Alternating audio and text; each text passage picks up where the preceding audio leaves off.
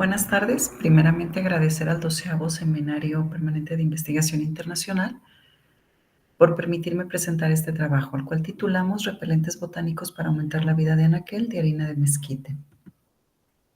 El mezquite es una planta que encontramos en los ecosistemas áridos y semiáridos de México. Es un árbol que lo podemos encontrar también como arbusto, y dentro de sus características principales es que es un excelente retensor de suelo por tener raíces muy profundas.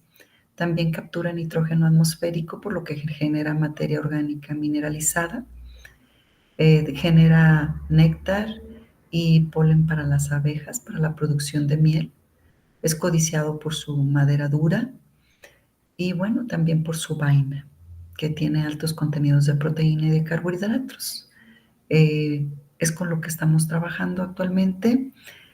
Con las vainas de mezquite la utilizamos para hacer piensos y bloques nutricionales para ganado. Es una tecnología que se pretende que el productor utilice por ser una materia prima que está subutilizada, con la cual puede tener una mayor oferta alimenticia para sus ganados. Y bueno, en este sentido, nos hemos enfrentado a diferentes retos. Uno de los principales es conservar esta harina de mezquite, ya que se recolecta el mezquite en junio, julio, y inmediatamente después, en las primeras semanas, no se hable de meses, pues ya hay insectos que están consumiendo esta harina de mezquite y por lo tanto degradándola. Pero el problema es la proliferación de insectos. Entonces son tantos que sí comprometen su calidad.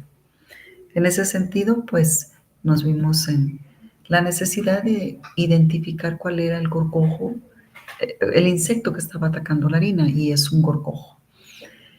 Conocido comúnmente así, es del reino Animalia, del filo Artrópoda, de la clase Insecta, de orden Coleoptera, de la familia Tenebrionidae, del género Tribolium, y las especies que identificamos fue la Tribolium castaneum y la Tribolium confusum. Estos son los insectos que, haciendo la revisión, se encontraban en la harina de mezquite. Y pues bueno, el objetivo era, ahora sí, ya identificados, pues ver cuáles controles pudiéramos trabajar para controlar esta plaga. Uno de ellos fue, nos recomienda la literatura, el secado natural al sol o en desadaptadores incluso industriales. Nosotros la pusimos a secado solar y sí repele este insecto. Lo único que necesitaríamos es tener la harina de manera permanente en el sol. Y pues obviamente esto puede degradar sus contenidos nutrimentales. Otro método de conservación fue la refrigeración o congelación o la irradiación. Sin embargo, estos métodos pues son muy caros y esta tecnología pues no sería accesible al productor. Otra forma de controlarlo sería a través de la fumigación.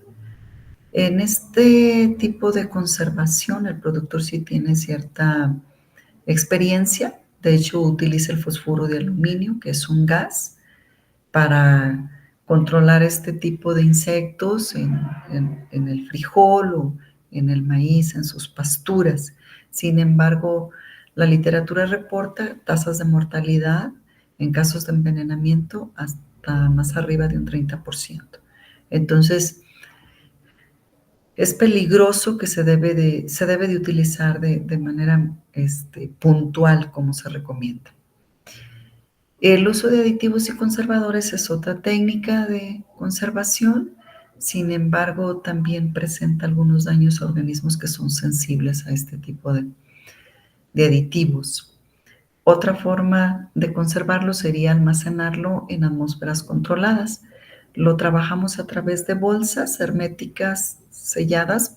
Sin embargo, como se encuentran en bodegas, se mueven, a veces están cerca de otras materias primas, pues las bolsas se raspan, se les hace una rotura y el gorgojo estuvo presente dentro de estas bolsas.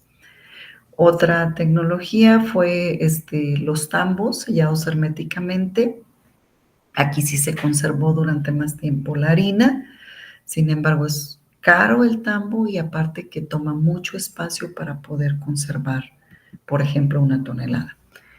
Otro tipo de conservador es el uso de repelentes y protectores naturales. De hecho, la literatura reporta que son eficaces para repeler insectos y para preservar algunas propiedades nutricionales o organolépticas.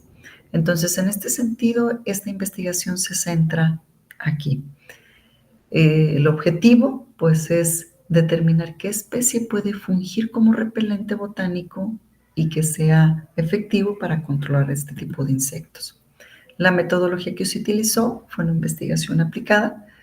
Primero se seleccionaron las especies, luego se recolectó la planta, se secó al aire libre durante 15 días a la sombra, se trituraron en una licuadora, luego se colectó mezquite en el mes de junio de 2023, se hizo la molienda con toy semilla, luego se esterilizó esa semilla a temperatura de 85 grados centígrados para evitar que tuviera algún huevecillo o larva que pudiera haber un sesgo en la investigación. Se elaboraron costales de polietileno, que es para colocar los tratamientos, que es el tipo de costal que por lo general utiliza el productor aquí. Y se elaboraron los tratamientos con la adición de estos repelentes botánicos. Se almacenaron en bodega a temperatura ambiente durante 1 año, 2 meses, y se abrieron los costales de tratamiento al finiquitar este tiempo y se contabilizaron los estadios de larva, pupa y escarabajo para identificar dónde se habían desarrollado más insectos. Las especies seleccionadas fueron el Asadiracha indica, conocido como Ni, donde su principal compuesto bioactivo es la azadiractina, que produce efectos sobre los quimioreceptores de los insectos y altera su alimentación. Dejan de alimentarse y por lo tanto mueren. Otra especie fue el Origanum vulgare, conocido comúnmente como orégano. Los principales compuestos identificados fueron el timol, el carbacrol y el yeterpineno. Este último interfiere en los eh, receptores olfativos de los insectos, alterando su capacidad para detectar olores. También inhibe la síntesis de feromonas, lo cual pues inhibe la reproducción. Otra especie utilizada fue el Ricinus communis, que tiene importantes componentes fitoquímicos como los flavonoides, saponinas, glucósidos, alcaloides, esteroides y el ácido ricinoleico. Se le considera un excelente insecticida y larvicida y produce efectos sobre los receptores también olfativos de los insectos, alteran su capacidad para oler, inhiben la síntesis de feromonas, lo cual no comen y no se desarrollan normalmente y menos se reproducen. Dentro de los tratamientos se utilizó el mezquite, la harina de mezquite esterilizada y se agregaron las diferentes especies en una proporción de un 5 y un 10%. La muestra de control solo era harina de mezquite esterilizada. Para el análisis de los datos, se utilizó el análisis estadístico ANOVA y bueno, al contabilizar todas las larvas, se identificó que los tratamientos de Ricinus communis al 10% y las muestras de control fueron las que presentaron menor número de larvas. Cabe destacar que la muestra de control presentó el menor número de larvas, pero no de insectos, porque si miramos esta lámina de los escarabajos, podemos identificar que quien tuvo mayor número de escarabajos fue la muestra control, lo cual quiere decir que todos los demás tratamientos que sí tenían estas especies que fungen como repelentes, pues no se desarrollaron normalmente el ciclo de vida del gorgojo, sino que se detuvo en algún estadio.